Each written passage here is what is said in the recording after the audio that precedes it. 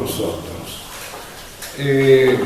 Bueno, queridos amigos, para mí yo los tomo como amigos, como hermanos.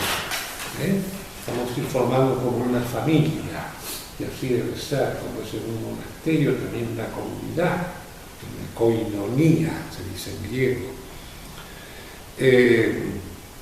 Evidentemente, para mí es una alegría poder compartir con ustedes esto y una muestra de confianza que voy a tratar de retribuirle en lo posible y en la medida de mis posibilidades. Evidentemente, en 2 charlas, esto no nos prenotando, en 2 charlas no podemos abarcar ni la vida, ni la historia, ni la regla del San Benito. Es una utopía. Yo quiero darle simplemente un pantallazo sobre temas fundamentales o algunos de los temas fundamentales de la regla de San Benito, que son los motivadores de una espiritualidad benedictina, que es la que ustedes están llamados a vivir, si lo sienten así, encarnada en su vida cotidiana, profesional y familiar. O sea, se trata de encarnar los valores motivadores de la regla de San Benito a través de una espiritualidad benedictina, pero encarnada en el hoy de nuestras vidas. San Benito fue también un hombre de su época, en la Edad Media, en el siglo VI y V, nació en las finales del siglo VI. Y no podemos pautarnos por todo el esquema o el formato que él utilizó en ese momento. Por ejemplo, la actual regla de San Benito tiene 73 capítulos. Jamás San Benito, si viviera hoy, iba a escribir una regla de 73 capítulos. Puede ser mucho más breve. No en los conceptos, sino en la formulación. Después hay ciertos capítulos, que son varios, unos cuantos capítulos, por ejemplo, del Código Penitencial, algunos, no todos, que han perdido actualidad. Entonces, esos capítulos hoy tampoco los habría escrito San Benito. Entonces hay que tenerlo muy en cuenta para no caer en un literalismo.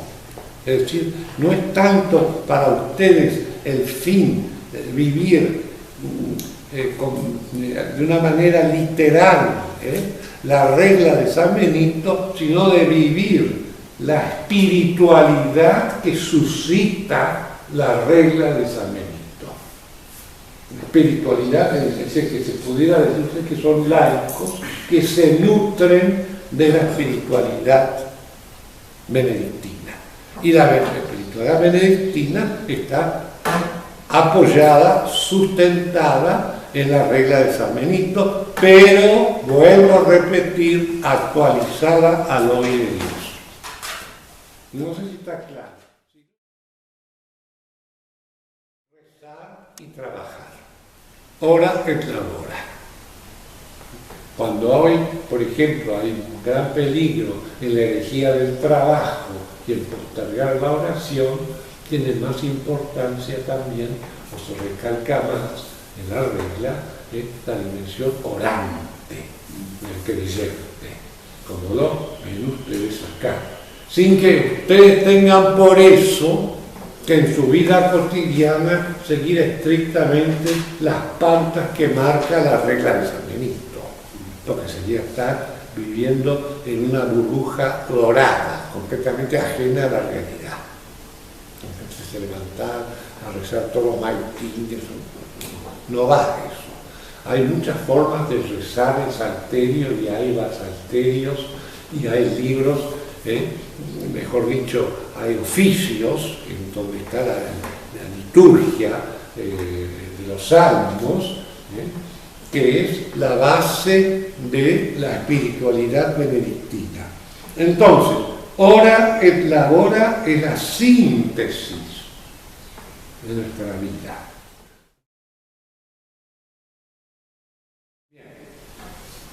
Entonces, hay que encarnarla para no caer en un fariseísmo cristiano, en la espiritualidad del gendarme. Es decir, a cumplir todas las normas, todas las reglas. Eso no va, no corre, no pide San Benito. San Benito fue muy criticado por casualmente escribir una regla, ¿no es cierto?, muy adaptada, muy humana, muy adaptada a las realidades de la vida. Tal es así que se le reprochó que no era una regla demasiado austera y exigente como había otras reglas en esa época. Pero San Benito era el prototipo del vir Dei, se dice en latín, del hombre de Dios. Es decir, era un hombre de Dios que vivía alimentado por la palabra, lo vamos a ver hoy, a la tarde, un hombre alimentado por la palabra, ya que en la regla son centenares las citas explícitas e implícitas de la Sagrada Escritura, que él usa para motivar, generalmente de memoria, porque no andaba con la Biblia en la mano.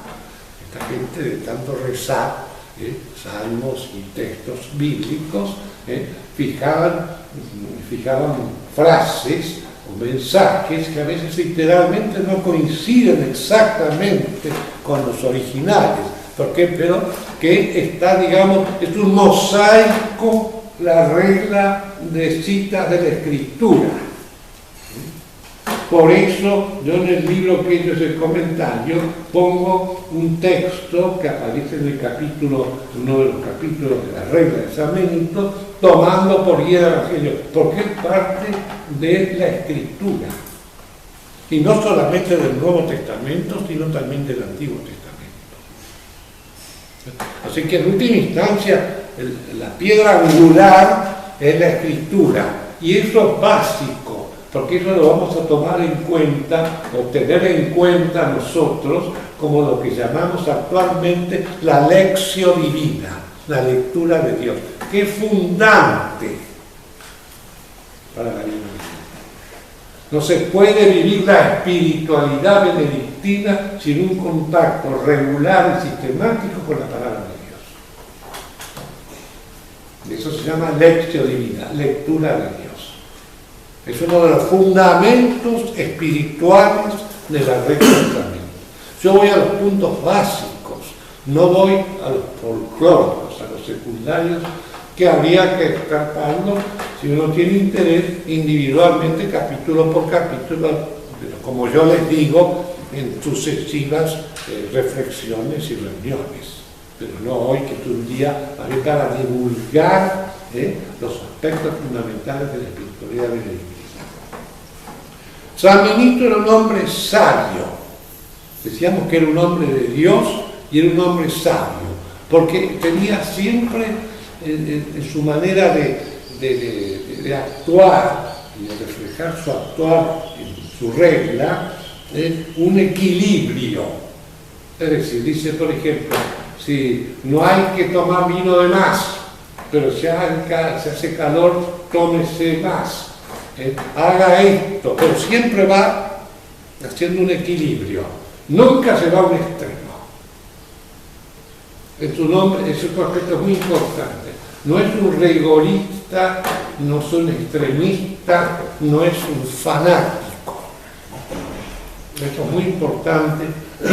Por eso es el hombre de los términos medios, no de mediocridad, sino de humanidad auténtica y equilibrada.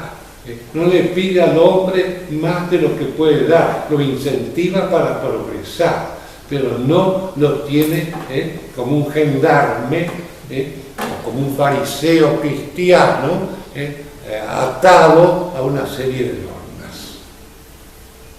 O se va a decir, por ejemplo, la ropa, usa un tipo de ropa, pero hace calor, no usa ropa de verano. Totalmente está haciendo un juego. Que sí, que no, que sí, que permite abrir mucho más el juego.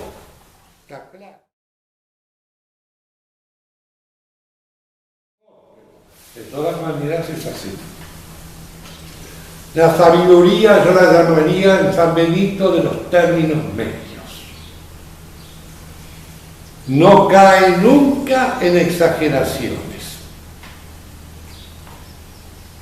No habla nunca de la vida contemplativa. No aparece la palabra contemplación en todas las reglas de San Benito. Tiene muchas acepciones la dimensión contemplativa de la vida, ¿no? Pero San Benito no habla de la vida monástica, habla para monjes, para hombres que quieren vivir una espiritualidad basada en el Evangelio y con características específicas o típicas del monasterio, que ya veremos cuáles son. Entonces, eso hay que tenerlo en cuenta. Nosotros tenemos que tratar de que la regla de San Benito siempre tratar de encarnarla, si no vamos sí o sí al fracaso o a una secta, digamos así, a un gueto excluyente o exclusivo, una élite. No da una cosa así. En cuanto el panorama se abre y se posibilita y se facilita un encuentro con el Señor a través de la espiritualidad benedictina, entonces puede ser muy importante. Ustedes trabajan en distintos ambientes empresariales, en las cuestiones de las aldeas, organizaciones, bueno, perfecto. Se puede honrar mucho a San Benito, pero la manera de honrarlo es aplicando en el hoy de Dios, ¿no?, los consejos que ha dado para los monjes, porque ustedes no son monjes. Aunque San Benito no fue sacerdote, no fue cura, ni diácono tampoco. Era un laico que se consagró a Dios en la vida monástica, tengan en cuenta. No es una regla clerical. No tendría por qué Abad ser sacerdote. Esto es importante. Entonces esto lo escribe para los que buscan a Dios de una manera o en un tipo de vida especial. Bien, con un lenguaje y una mentalidad medieval, como que se escribiera hoy, escribirían con un lenguaje y una mentalidad postmoderna.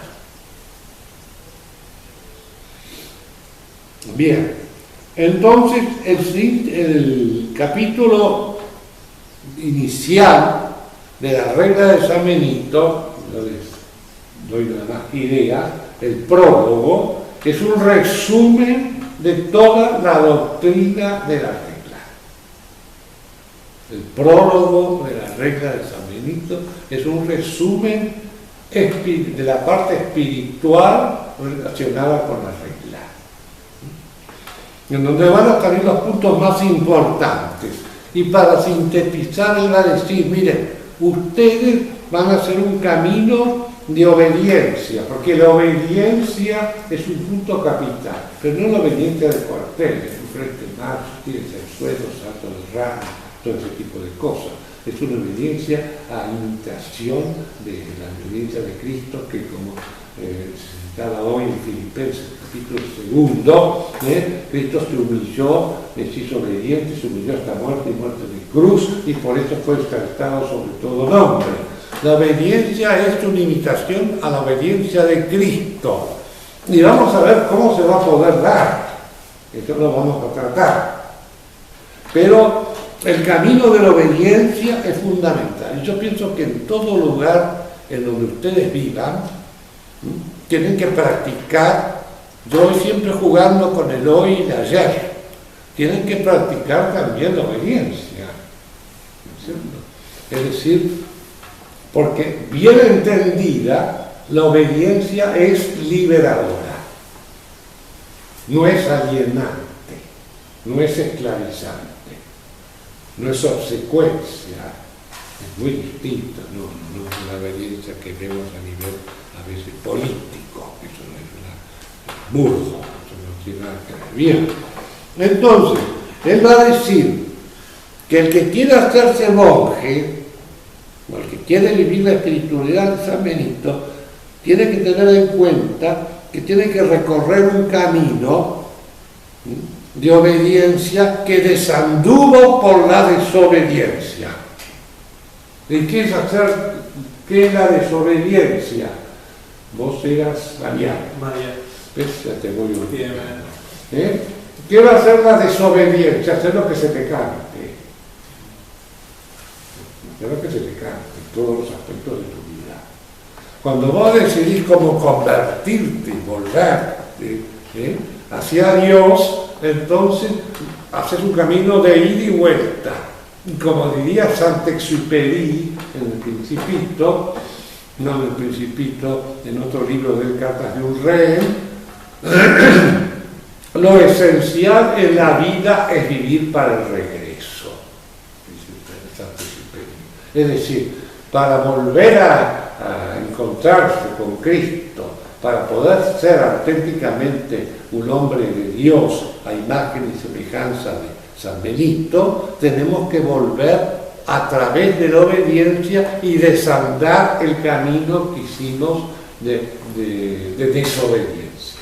¿Está claro? Ese es un tema muy importante que lo vamos a volver a tomar. Yo te los anticipo ya. Entonces hay un camino de palabra. Ahora, esto va a ser en respuesta, va a decir en el prólogo, todos estos temas salen ya en el prólogo, esbozados, a través de la escucha de la palabra. Yo le dije, no se concibe un benedictino, ven ahí, que no escuche la palabra de Dios, es decir, la lección divina. Eso vamos a hablar esta tarde. Es fundamental, ¿no? Por lo tanto, el que no sabe la escritura y no lee más que novelas piadosas o biografías de santos, floreletos de santos, no va. El benedictino tiene que ser el que tiene la espiritualidad benedictina, no es monje, la espiritualidad benedictina. Son monjes, ¿no es cierto? ¿No? Tiene que ser un hombre que está en contacto permanente, sistemático con la palabra de Dios. La palabra de Dios le va otorgando identidad cristiana. Lo va reconciliando con Dios y lo va ayudando a recorrer ese camino de obediencial de regreso a la casa del Padre. Todo esto se va a realizar en un monasterio, digamos, que está presidido por un abad. Me ponen una de las cartas de Matías que habla un poco del abad.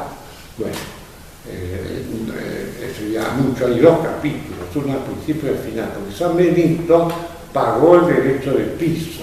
Empezó en el capítulo 2 de su regla, con un capítulo muy duro, muy exigente. Y después las pruebas de la vida hicieron matizar un poco las cosas, y está el capítulo 64, que es el otro capítulo dedicado al abad, donde está humanizado. Eso es muy importante, porque el abad, al estilo de antes, de esos que usaban mitras con báculos, barbudos, o esos que vivían, eran superiores toda la vida y que eran como monarcas, cuasi obispos, que le robaron el episcopado, porque el abad no tiene por qué usar, no tenía por qué, ya está casi desfasado, pero el abad antes no tenía por qué usar mitra. El único símbolo del abad era la regla y un callado de pastor. No usaban ni pectoral, ni anillo, ni mitra. Eso era de los obispos. Pero cuando tuvieron tanta influencia los monasterios benedictinos, fueron copiando esto y apropiándose de esa simbología clerical que no era privativa de la benedictina, porque la benedictina era una espiritualidad laical,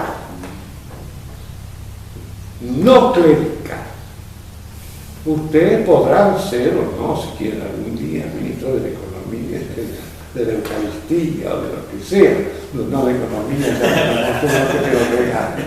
Bueno, entonces podrán o no ser, pero ustedes formamos, es una orden laical, no es clerical, porque San Benito no era sacerdote, no escribía especialmente para los curas, escribía para todos, entre ellos para ustedes, concretamente para cada uno de ustedes. Y todo este proceso de regreso a la casa del Padre con mayúscula, por el camino de la obediencia, en silencio y humildad, ya lo vamos a ver también, todo este proceso se va a ir dando a través de una fidelidad a la lectura de la palabra de Dios. Por eso, cuando se pide a un novicio, también me ponía en una carta, Matías, ¿no es cierto?, condiciones para aceptación. No le tenés que pedir si se pone capucha o esas cosas así extrañas o cosas raras, ¿no? ¿Qué tenés que pedir al que viene? Hay 3 puntos. El capítulo 58, que es el de la acepción a los candidatos, pero es aplicable a cualquier laico. Primero, que ame el oficio. El oficio es la liturgia que ustedes participan, y donde va incluido también la lección divina, la lectura de la palabra de Dios, que alimenta la liturgia. Después te va a decir que sea obediente, y que se banque humildemente los quebrantos que se le van a presentar, las dificultades. Entonces, si ustedes tienen una persona que quiere estar con ustedes, tienen que bancarse, por amor a Dios, ¿no es cierto?, las dificultades y contrariedades que va a encontrarse en el camino que va a recorrer. Tiene que ser una persona al mismo tiempo obediente, dispuesta, ¿no es cierto?, a cumplir el proyecto de Dios en su vida, volviendo del camino de la desobediencia, y al mismo tiempo amar profundamente la liturgia y la palabra de Dios. Yo le decía, repartí ayer, no sé si me pueden seguir bien, está la cosa va muy bien. Yo no sé, porque sí se repartir reflexión de San Ambrosio sobre los salmos. Bueno, para eso sería para hablar unas semanas solamente de los salmos, ¿no? Pero son el caracú, el meollo, el esqueleto de la vida, de la liturgia monástica, de nuestra vida de oración comunitaria, porque nosotros no somos solamente solitarios, ya vamos a hablar, somos también hombres de comunión, vivimos en comunión. Es decir, ustedes constituyen una familia, una fraternidad, y lo prueban estando ahora ustedes acá. Es una fraternidad, es una comunión. Pero al mismo tiempo esto no excluye que hay momentos de soledad que en el monje se dan de una manera más acuciante, y que nos llevan a un encuentro más profundo con Dios. La soledad y la comunión son un equilibrio que se da en todo cualquier ser humano, hasta en el matrimonio más feliz, hasta el religioso más santo, hay momentos de soledad y momentos de comunión. Entonces, se le exige que ame el oficio, ame la liturgia, que ame la escritura, que está nutrida en la palabra de Dios y en los salmos en especial. Los salmos, ya les digo, que ustedes pueden sacar como todo el resto, la lectura, o por ejemplo, no sé, esta mañana ustedes tenían, yo lo reflexé en mi pieza, pero ustedes estuvieron en Maitines, el primer texto era de qué profeta sabiduría. Bueno, ustedes ahí tienen la lectura. Bueno, y después un padre de la iglesia, o cualquier otro. Y además, pero eso está vinculado a lo fundamental que son los salmos. Saquen los salmos, chao. Se acabó si me haces el favor, si cerrar la puerta, escuchar las voces y nos oyen a nosotros. Ahí está. Entonces, yo les subrayo mucho estos temas, ¿no es cierto? Después que ustedes individualmente, si tienen alguna duda, pueden hacérmelo saber, y que son para desarrollar mucho tiempo, porque esto viene a ser, como les podría decir, un puntapié inicial. Un puntapié inicial de lo que es, no la regla, sino la regla como motivadora de la espiritualidad benedictina de laicos. Hay un gran movimiento en Chile que se llama Manquehue, chileno, tienen como 800 que son todos laicos.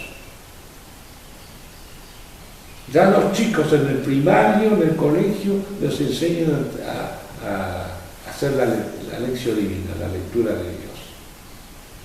Se reúnen para rezar, bueno, y ha crecido enormemente. Y se rigen por el espíritu de San Benito, como que ha sido un benedictino el que les ha dado las pautas. Y están siempre acompañados por los monjes benedictinos. Bueno, ahora, esta vida de comunión y de fraternidad, que es muy intensa cuando se trabaja juntos o se vive juntos, yo no sé cómo es el sistema de vida de ustedes, no pueden vivir todos juntos porque unos están casados, otros separados, otros solteros, ¿no es cierto? Bueno, no sé, no podemos entrar en esos detalles, pero indudablemente en esta comunión de hombres que están buscando a Dios a través del camino benedictino, alimentados por la palabra de Dios y viviendo la obediencia a su proyecto hacia nosotros, está la figura del abad. Pero el abad, como les decía, tiene un papel que hoy podría decirse como un ejemplo así, pero no exacto, un leadership, una especie de leadership. En la Edad Media tenía el papel de una especie de monarca, ¿no? Entonces ya te digo, tenías un abad de 90 años y estaba gaga, reblandecido, él era abad y seguía siendo el abad, ¿no es cierto? Yo casi para ir al baño tenías que pedir permiso, bueno, ya eso se terminó, ¿no? Pero el abad hace las veces de Cristo y hace las veces del Padre, ¿no es cierto?, que nos lleva a nosotros como hijos y como hermanos por ese camino hacia el Padre con mayúscula. Es decir, el verdadero Padre no es el abad, el verdadero Padre es el que está en el cielo, Padre nuestro que estás en los cielos.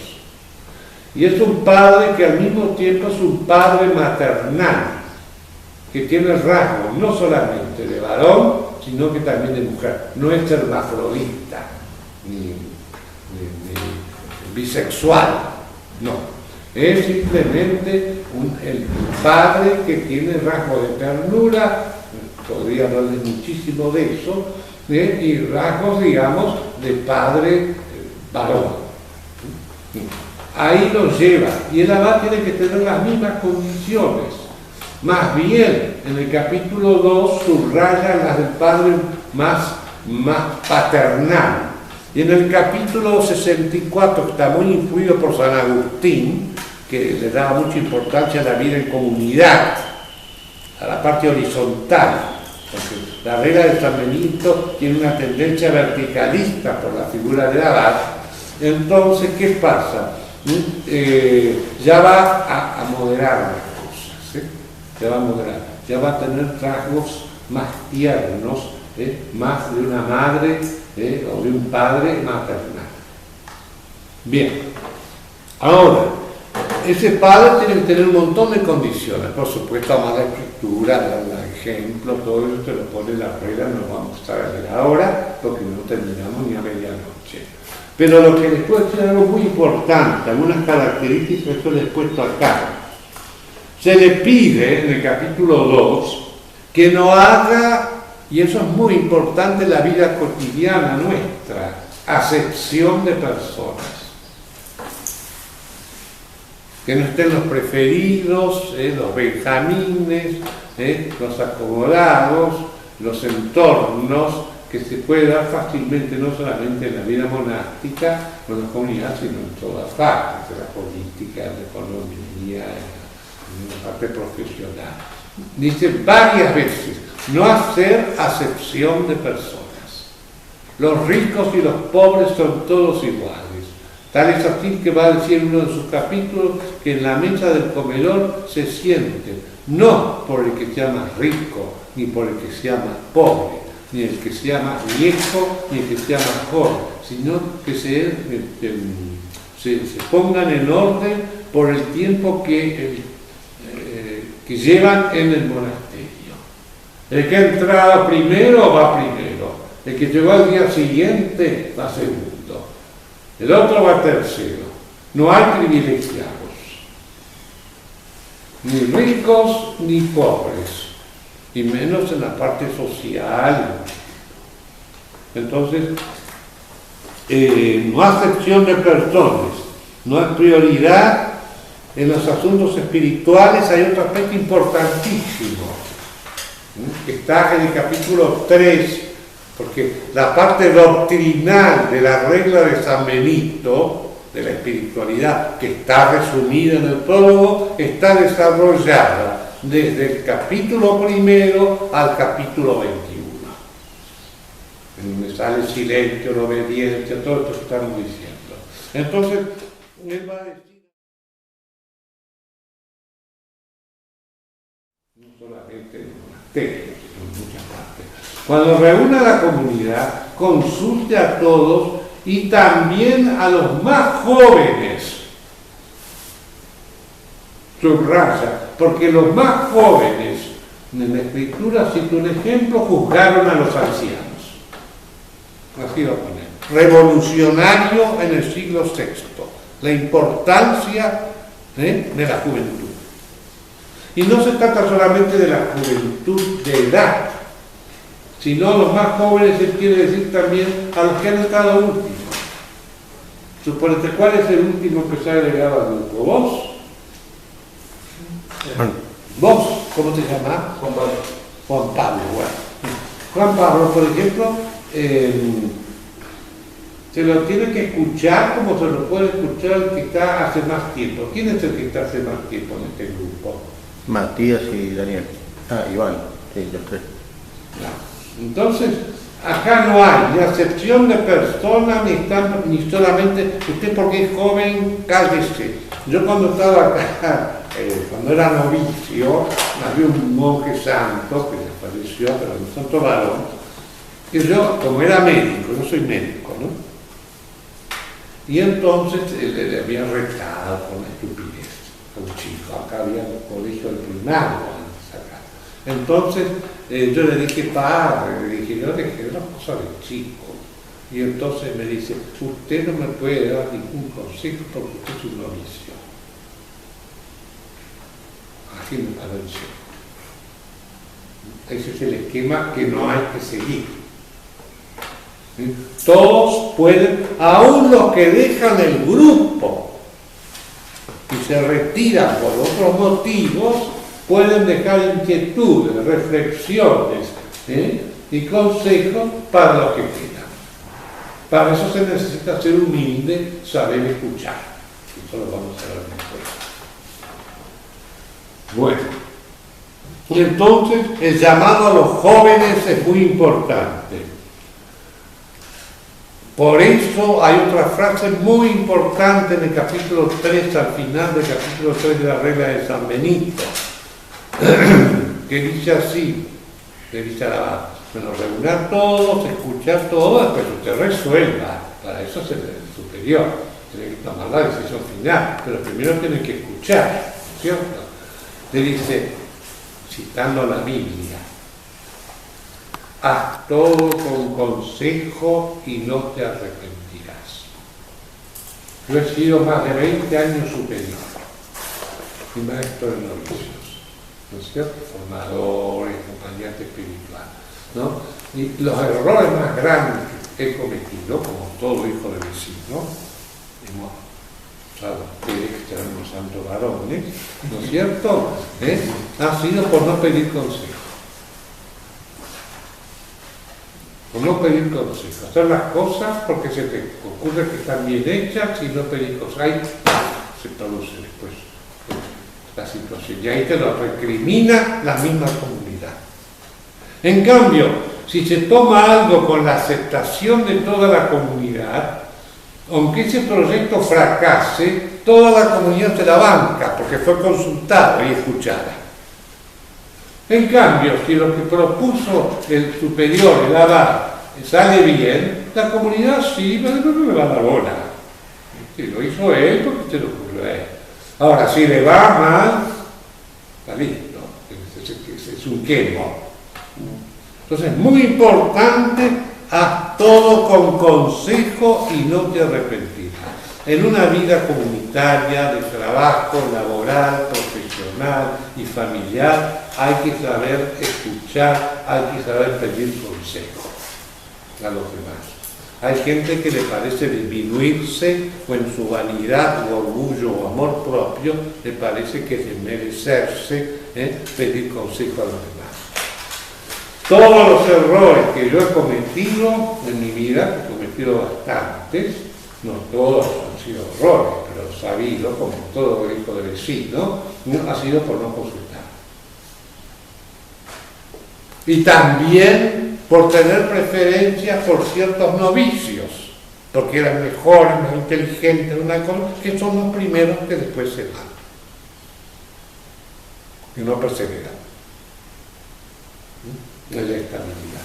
Son elementos muy importantes que habría que tratar de una manera independiente en su momento, no podemos verlos ahora.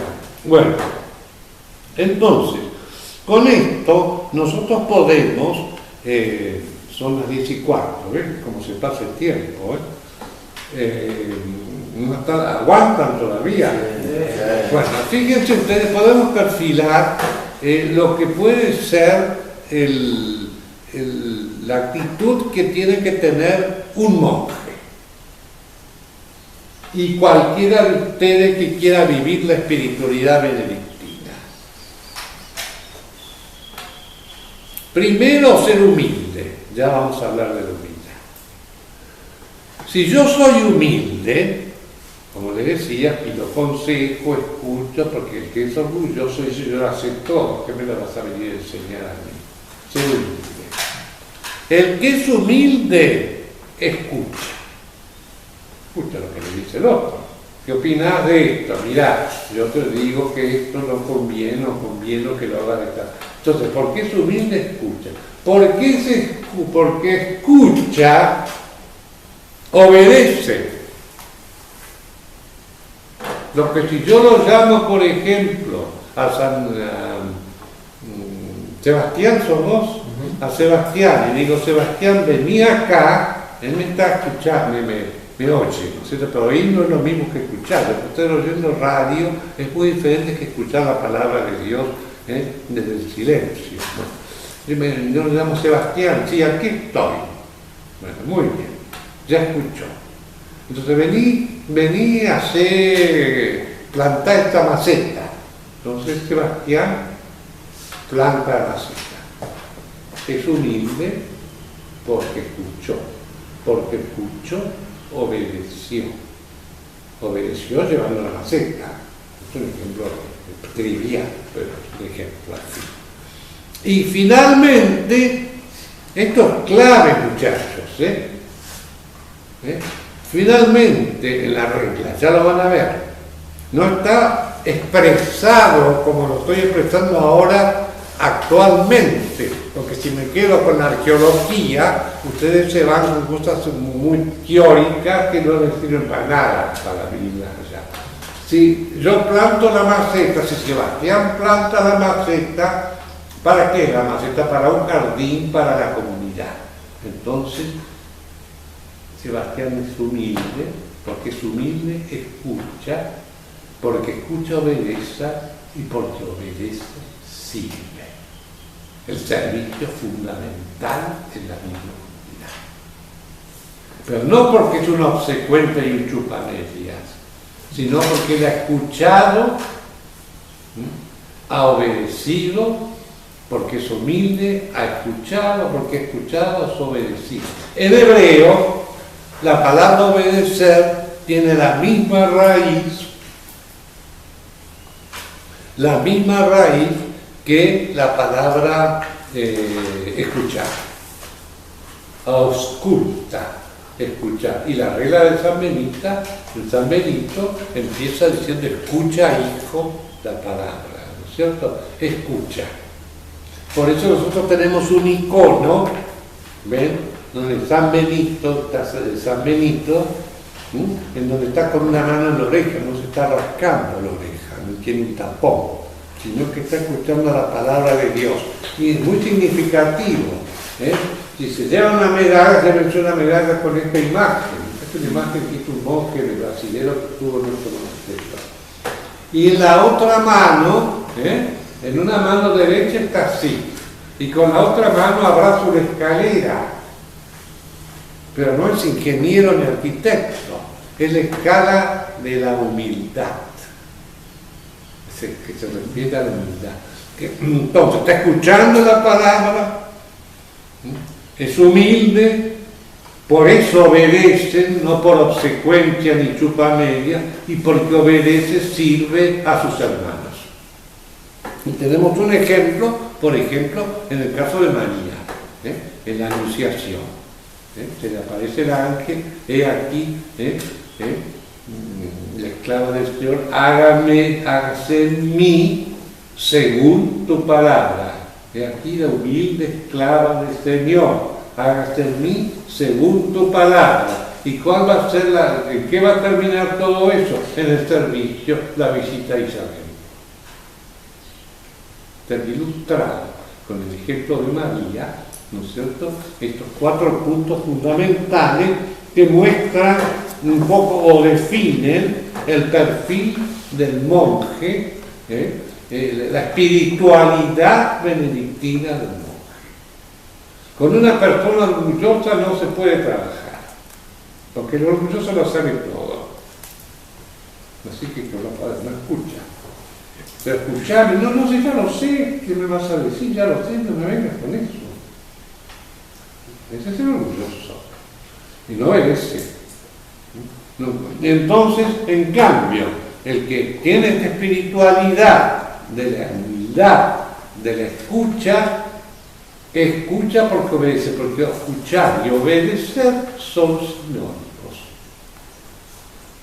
Por ejemplo, en el libro del Deuteronomio, en el Antiguo Testamento, continuamente se está hablando de escuchar y obedecer de manera simultánea. Tal es así también que en la teofanía del Jordán y en la teofanía del monte, ¿cómo se llama? La transfiguración. Hebrón. No, en el monte, ¿dónde se transfigura el Señor? Sí, lo conocemos todos. Bueno, se oye la voz que dice, este es mi hijo, muy amado, escúchenlo. Y eso significa para el hebreo también, obedézcanlo. Obedézcanle. ¿Me entienden? Esto es un punto muy importante. Y entonces vamos a entrar en el tema, a ver si acá está, en el tema, si tenemos ahora tiempo, tenemos tiempo, por supuesto, para eso lo tenemos, para eso han venido. Yo hablo acá de un complejo peligroso que tienen ustedes en sus manos, ¿no es cierto? Pero no lo lean esto, yo les digo que hablo de eso. Bueno, Y hablo de un complejo muy peligroso que es uno de los pecados más comunes en el hombre y en los monjes y en la espiritualidad benedictina está muy recalcado. Es el monje, digamos, que no es obediente, porque la sabe toda. Tiene un complejo de superioridad. Tiene un complejo no de inferioridad, de superioridad.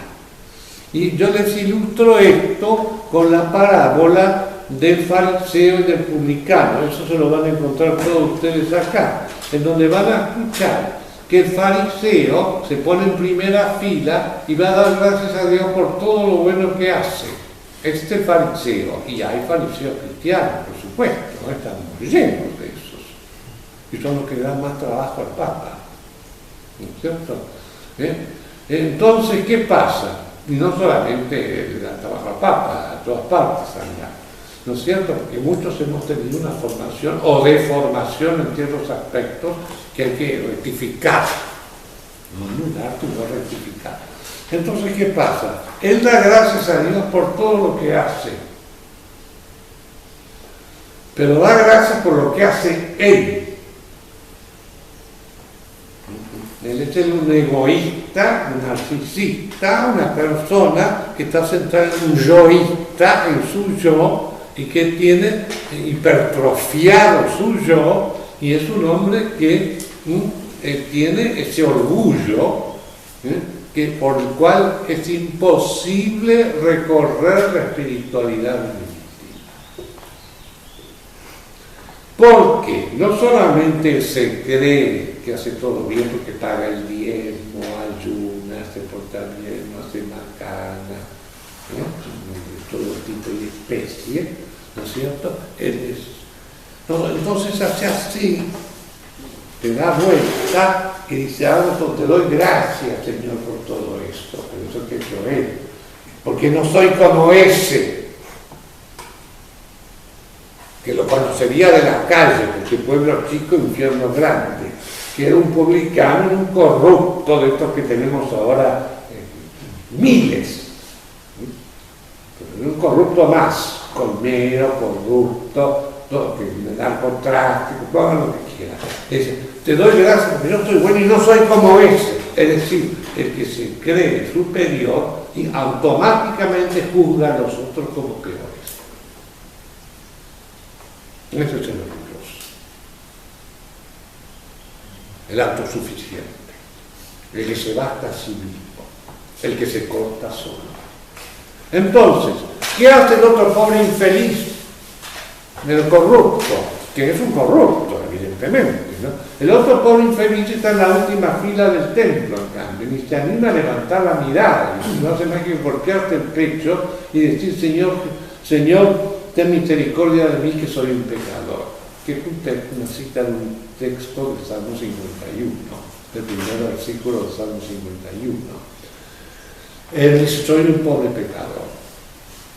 Y entonces va a decir el Señor, de ahí sale justificado no el fariseo, sino el otro que está al fondo, que ni siquiera alcanza a decir que puede devolver nada.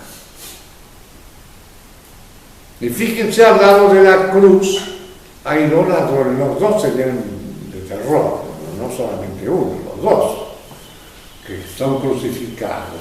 Pero uno enfoca la cosa de una manera, reprochando cínicamente al Señor que no nos ama. Y el otro le dice, acordate de mí cuando estés en tu reino, ¿no?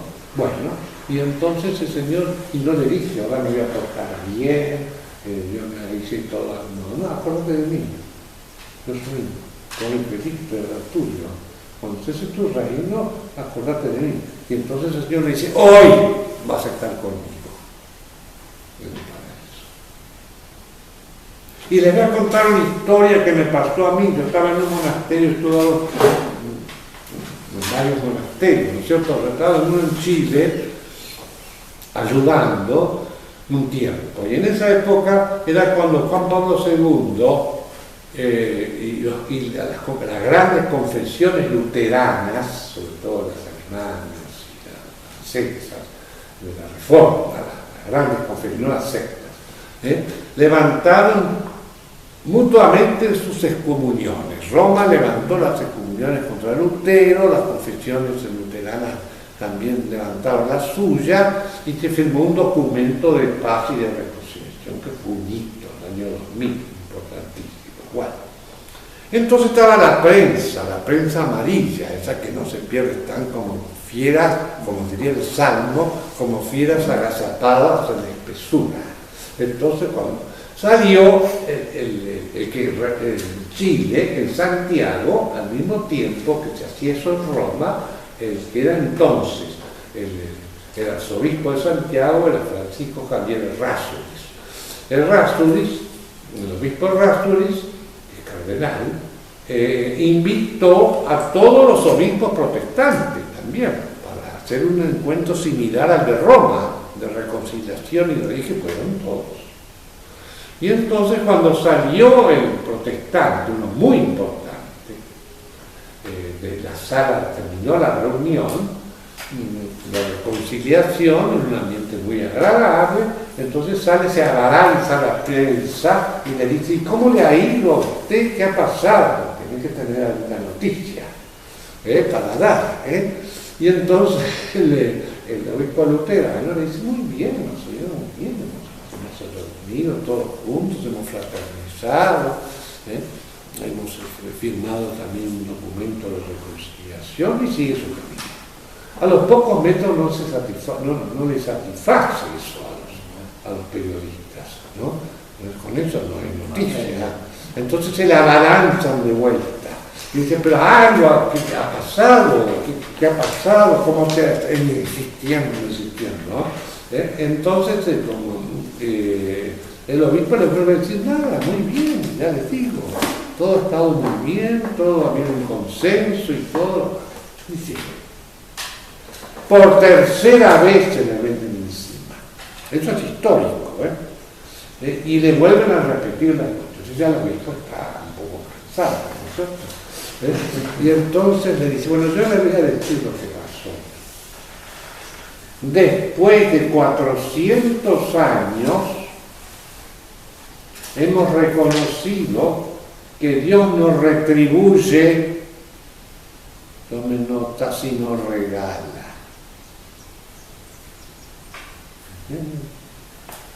Es decir, el poder de la gracia.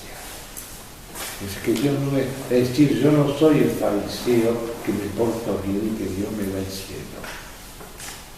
Dios no retribuye, no es un comercio que yo hago de buenas obras con Dios.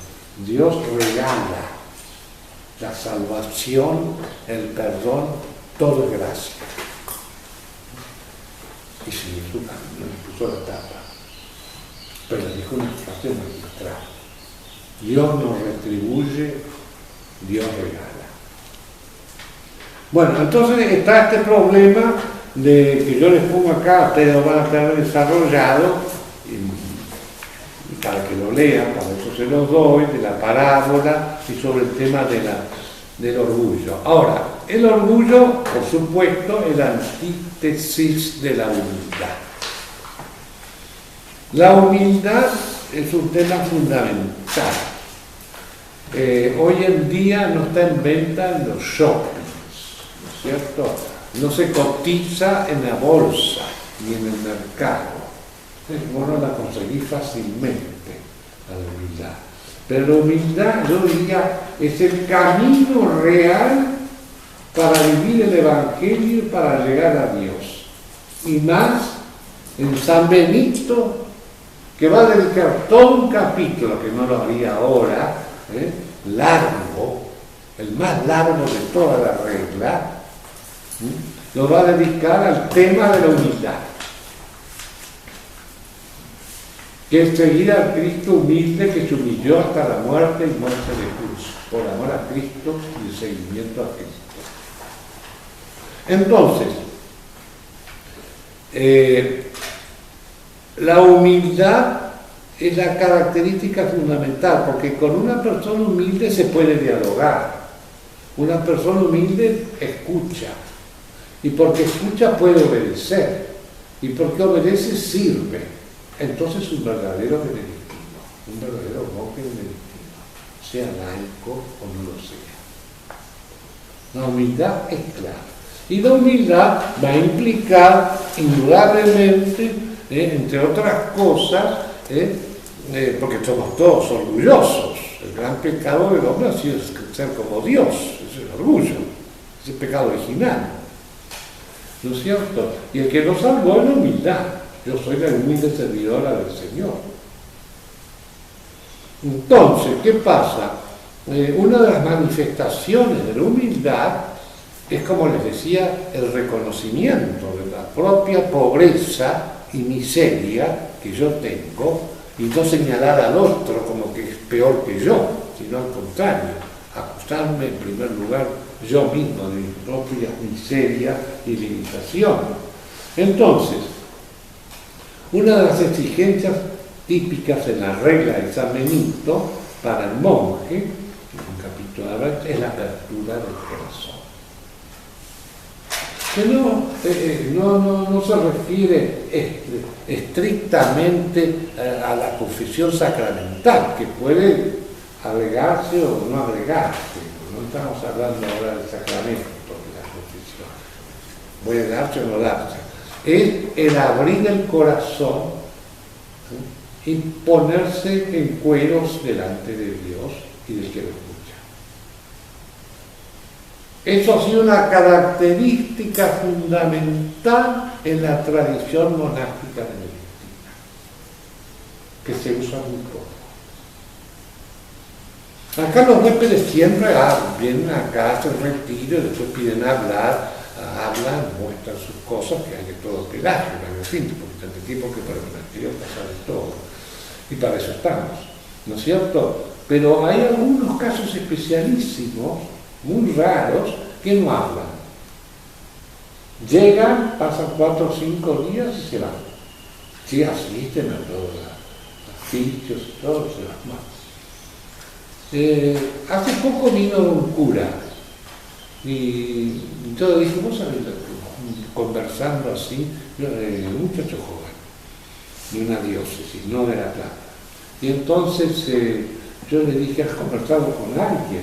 Siempre yo converso con las cosas pero con alguien de la comunidad, a la desahogada, que por lo menos. No, yo no me converso. Entonces, pero podemos conversar mañana. Bueno, te puedo decir el forúnculo que salió a último momento con un pie en el estribo.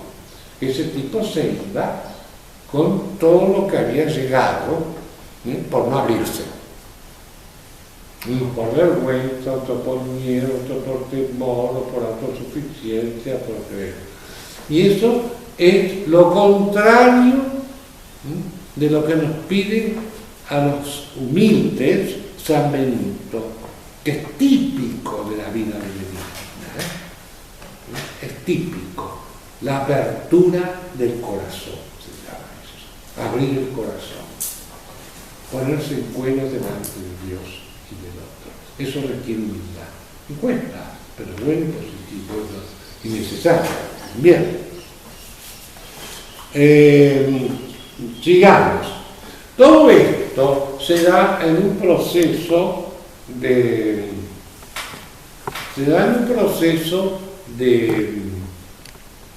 silencio. Hay un aspecto muy importante en la vida benedictina que no se puede obviar.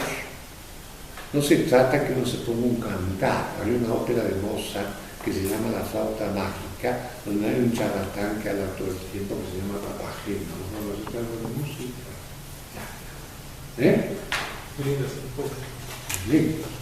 Y el Papageno de Mozart. Y el Papageno habla tanto que le ponen un candado en la boca para que se canse. Bueno, entonces, ¿qué ocurre? No se trata de hablar como un loro, pero yo creo que hay momentos necesarios de silencio en la vida benedictina que se intensifican más en la espiritualidad benedictina que en la vida corriente.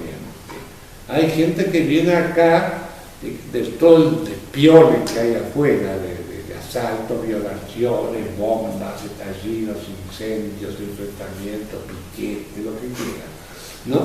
Y viene como un oasis, ¿no? Y hay otros, sin embargo, muy pocos ahora, antes, que me decía el silencio, me dijo una vez un huésped, me dijo, eso es en Tucumán. Yo tuve 5 años como superior de un monasterio de Ciambón, en plena época de la represión, allá en el Cerro. Entonces me dice, el silencio me duele. Hay gente que no puede hacer silencio porque tiene en el fondo, consciente o inconsciente, temor a encontrarse con ellos mismos.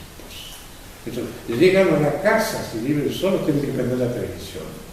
Tienen que, ahora la vemos con todos estos aparaticos y artilugios electrónicos modernos, de mensajitos y cositas de todo tipo y especie. Que no que sea mala, las que las usamos podemos usar más como nosotros, no, son grandes aparatos modernos, ¿no es cierto? Entonces, ¿qué pasa? El silencio es, como yo diría, es como el condimento fundamental para poder vivir una vida de fraternidad. Es la parte de soledad. Se toma las hojas. Después de consultar, se toma las hojas. Y en silencio. Y en el silencio se escucha la palabra de Dios, se escucha la voz de Dios, se puede dialogar con Él. Y son silencios al mismo tiempo poblados. ¿Por qué? Porque son silencios que abarcan a toda la humanidad. Yo puedo estar rezando, estamos leyendo un libro en el comedor terrible que pasó hace varios años, no hace tanto, en África, entre los Tutsi, los Hutu, los africanos que mataron a mitad, los exterminaron, 1 millón de muertos en 3 meses, de negros entre ellos mismos. Fue el Congo belga, Rhodesia, no sé dónde. Bueno, entonces, donde uno oye esas cosas y después las asimila, pero necesita el silencio para interiorizarlas, para hacer un viaje al corazón, que es la oración, ¿cierto? Y eso no se puede hacer. Sí, vos podés ir rezando el rosario en el colectivo, yo puedo hacerlo, o en el auto, donde sea, y hacer muy bien. Yo rezo todos los días el rosario y no necesito todo el tiempo de silencio. Si me cruzo con alguien en el corredor, pare, le digo una cosa y sigo rezando. Pero el silencio es el condimento fundamental que potencializa, facilita el encuentro con los grandes encuentros con Dios, se dan en el silencio. Pero que son un silencio poblado, porque en ese silencio se oyen voces silenciosas de toda la humanidad y de todas las personas con las cuales rezamos. Que no hay que confundir el silencio con el mutismo. Vos entras antes a los hospitales, todavía menos, pero hay todavía, que había una famosa foto de una enfermedad que hacía así, ¿cierto? Bueno, como si no era silencio, pero esto es mutismo, porque el silencio no es un fin, el silencio es un medio para escuchar. Yo para poder hablar y dialogar tengo antes que poder escuchar, y para poder escuchar tengo que estar en silencio. ¿Está claro? Entonces, todos estos elementos de obediencia, de silencio, para escuchar, desde la humildad, conforman lo fundamental de la espiritualidad benedictina. Más lo que vamos a agregar esta tarde, otros aspectos ya de la vida comunitaria, pero no podemos abarcar todo en 1 hora y cuarto, en 1 hora y media, ¿no es cierto?, que ya ha pasado. De todas maneras, es todo por el momento lo más importante que quería decirles. Y yo les podría sintetizar acá una frase que tengo escrita en un librito que escribí hace tiempo, cuando estaba en el Paraguay, sobre los monjes. Ustedes son cristianos, porque ustedes no son budistas, dicen que ahora está de moda. No se pongan en flor de loto, ni posiciones grandes, están sentados tranquilamente acá. Los monjes son cristianos que en la obediencia, en la oración, en el diálogo con Dios, sea oración individual o personal, sea la oración litúrgica comunitaria, y en el trabajo, en la soledad y en la comunión, buscan a Dios para alabar. La oración está la oración comunitaria, que para nosotros la expresión máxima es el oficio divino, la liturgia de las horas. Y después está la oración personal, que es la que se vive en silencio cada uno, ¿no es cierto? Alimentada fundamentalmente, ya lo vamos a ver, por la palabra de Dios, ¿no es cierto? Por la lección divina, eso lo vamos a ver esta tarde.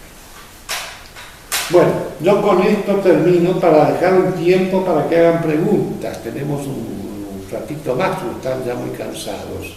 No. Bueno, para aclarar puntos o puedan ustedes hacer interrogantes, preguntas sobre algún tema relacionado con lo que hemos dicho hoy o que no hayamos dicho. Por ejemplo, a ver, eso. Ustedes los monjes tienen la lección divina y la oración comunitaria. La lección divina, la oración comunitaria. Ahí está. La oración comunitaria es el oficio divino litúrgico en la capilla. Exacto. ¿Y cómo es la oración personal individual? A solas. Bueno, se puede hacer también en grupo, sí, muchas veces, reunirse, por ejemplo, un sábado, un domingo y meditar el Evangelio sobre el día siguiente.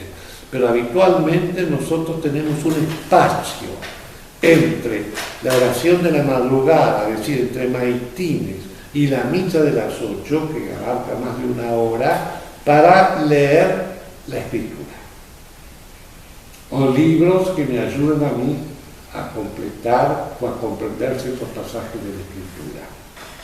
Entonces, yo, por ejemplo, no solamente la lectura de la misa, eso ya hay libritos que tienen eso, sino, por ejemplo, yo ahora estoy leyendo el segundo libro de Samuel. En la computadora tengo la Biblia. Y voy haciendo un paralelo que nunca he hecho en estos días.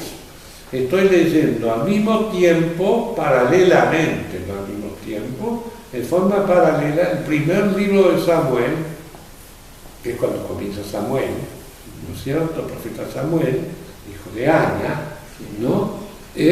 Con el segundo libro de Samuel, que es ya cuando es David, el rey de y voy haciendo el paralelismo, y voy leyendo esos dos, los voy leyendo todos los días. Entonces uno tiene un tiempo que puede ser, ustedes no lo necesitan ahora, pero puede ser media hora, un tiempo, pero tiene que haber un tiempo de lectura de la palabra gratuita, silenciosa, rumiada y meditada. Esa es la oración. Pero no menciona Benito, Benito menciona para Benito lo fundamental, como es una vida en comunidad, la expresión máxima que está vinculada íntimamente con la lección es la oración litúrgica. No se concibe un benedictino que no pueda de alguna manera rebuscársela, eso es otra cosa. Hay libritos para laicos de la liturgia de las horas, en Paulina, hay libros, un libro, estos son 4 tomos, ¿no es cierto? Para poder todos los días, por ejemplo, hay muchos laicos que rezan, por ejemplo, a la mañana laudes y a la tarde vísperas, y si no pueden vísperas, rezan completa, o si no, pero rezan un par de horas por día, que son unos minutos. Eso no es la lección, esto es solidarizarse con la liturgia de las horas que forma parte de toda la iglesia. Exacto. es la oración de la iglesia, oficial de la iglesia. Pero la lección entonces es reflexionar sobre la palabra de Dios de la Biblia. Primer, Antiguo Testamento o Nuevo Testamento. Alternás. Yo siempre leo primero un libro y después de ahí paso, por ejemplo, a Tesalonicenses, que me lleva un mes, que no lo leo en un día, leo un capítulo por día. Paro, la medito. Por eso es el lectio, decían los antiguos, meditatio, ruminatio y oratio. Yo leo, medito, rumio lo que estoy meditando y lo convierto en oración.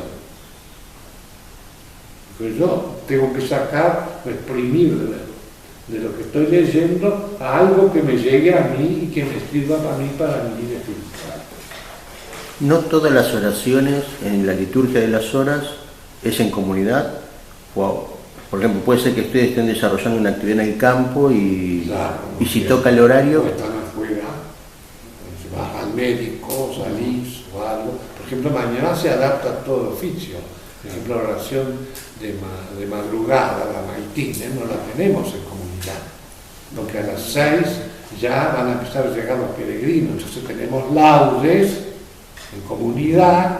De ahí, después del laude que ustedes nos van a acompañar seguramente, nos trasladamos la Virgen del camarín al lugar afuera donde va a ser toda la cuestión. Esta va a ser una linda experiencia también para ustedes. Y también hay monasterios donde cada monje celebra su misa, los que son sacerdotes, sí, individualmente. Sí, acá no. Acá no.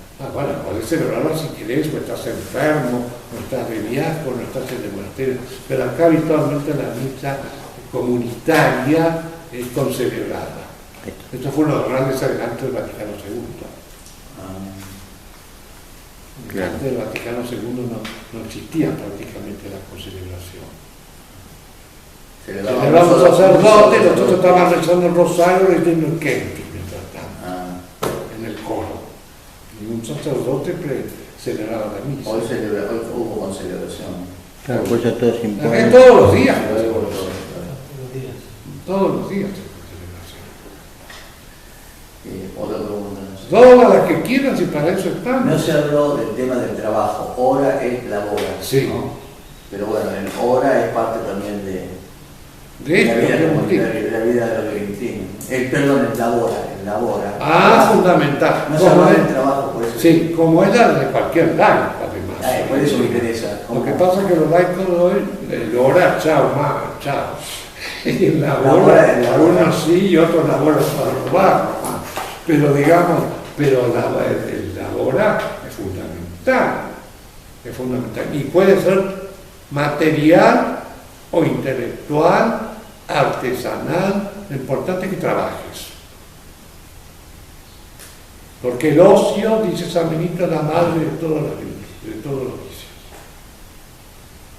Entonces, un ejemplo, que por ejemplo en la Edad Media, cuando se escribe la regla de San Benito, el trabajo era menester de los esclavos. La aristocracia y la gente no trabajaba. Entonces, en uno de los grandes mensajes que dio la regla de San Benito es que en el monasterio todos ricos, pobres, viejos y jóvenes, cada uno de sus posibilidades trabaja. La labor es fundamental, como que hay muchas más horas dedicadas al trabajo en la regla que a la oración. Pero también se puede caer en la energía de trabajo, ¿no es cierto? Hay gente que no tiene tiempo para rezar porque está todo el día trabajando, que es un problema también hoy, ¿no es cierto? No tiene tiempo para dialogar con los suyos, ni menos para dialogar con Dios.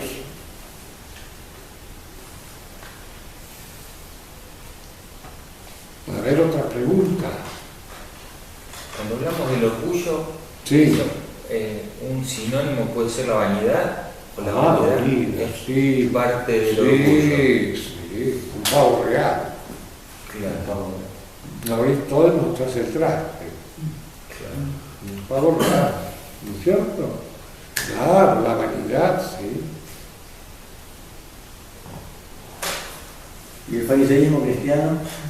El fariseísmo cristiano abunda mucho, todavía, y siempre abundará mientras haya hombres. Es decir, son los que absolutizan la letra, que como dice San Pablo, la letra mata, el espíritu la vida, ¿no es cierto? Son los que se agarran, que dicen, porque la regla de San Benito dice que usted no puede hacer esto, ¿no es cierto? Y se agarran de eso. Los fariseos tenían 400 normas para cumplir, ¿no? Entonces, los de ahora no tienen 400 normas. Pero el fariseísmo de hoy son las personas, esas que yo las llamo así en broma, de la estricta observancia. Son esos que cumplen todo perfecto y que son moralistas. Son moralistas, son duros con los demás, duros con ellos mismos, y tarde o temprano explotan. Y yo me pregunto, ¿qué relación hay entre los moralistas, que podemos caerse nosotros siempre, y la observancia de los 10 mandamientos o de la palabra del Señor? Porque a veces el moralista tiene buena intención, porque entiende que está cumpliendo la palabra de Dios, o entendemos que tal vez estamos cumpliendo la los 10 diferencia mandamientos. radica en el juicio, en emitir juicio. Hacia el Claro. otro. En emitir juicios, y Dios es misericordioso. la palabra de Dios no es algo moralista, es una palabra viva, salvífica, misericordiosa, que lleva ternura y que no es fundamentalmente una ley, es una norma, como la regla de San Benito. No es una regla en realidad, es una norma de vida. ¿Qué diferencia entre regla y norma? ¿Es una diferencia jurídica? Y norma es una paz, bueno, yo no soy... Claro, los abogados hacen la diferencia entre norma y La regla sí, así es, se acabó. La norma es como un consejo, una manera de vivir.